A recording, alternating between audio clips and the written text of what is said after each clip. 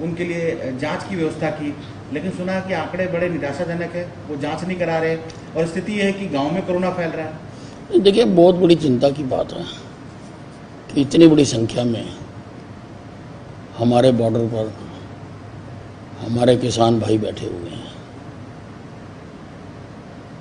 तो जैसे ही ये दूसरी लहर शुरू हुई थी, मैंने स्वास्थ्य विभाग की टीम को वहाँ पर भेजा था कि सबके टेस्ट करा लिए जाएं और सबकी वैक्सीनेशन कर दी जाए। आंदोलन अपनी जगह है, वो आप करते रहें, लेकिन इस महामारी से बचना और दूसरों को बचाना ये आवश्यक है। और मैं अपना धर्म भी मानता हूँ, कर्म भी मानता हूँ कि मेरे हरियाणा की धरती पर जो भी बैठा हुआ है उसके स्वास्थ्य की हम चिंता करें।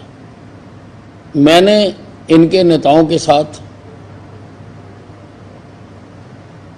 अधिकारियों की बैठक भी करवाई। पीडब्ल्यूडी के राय के रेस्ट हाउस में इनकी मीटिंग हुई, जिसमें इनके नेताओं ने साफ इनकार कर दिया कि हम टेस्टिंग तो किसी भी हालत में नहीं करवाएंगे। रही बात वैक्सीनेशन की, उसके लिए भी हम नहीं कहेंगे किसी को, हम अपने मंच से अपील नहीं करेंगे। आप अपना कैंप लगा दो, अगर कोई लगवाना चाहेगा तो लगवा लेगा।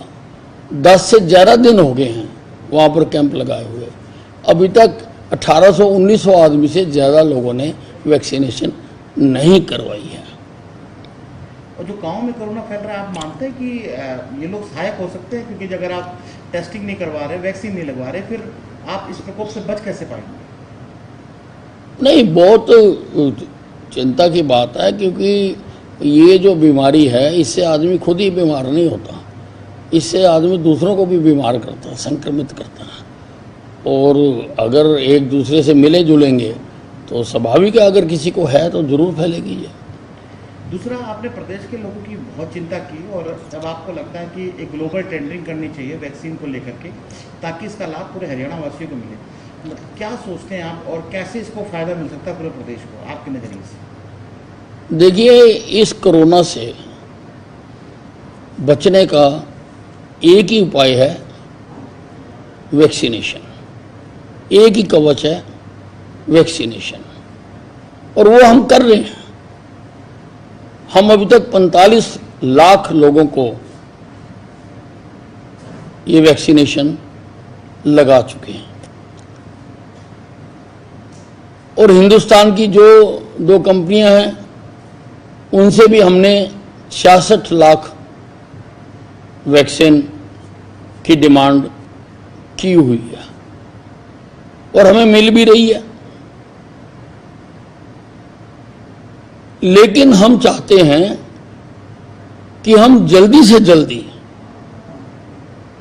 प्रदेश की सारी जनता को टीका लगवा दें।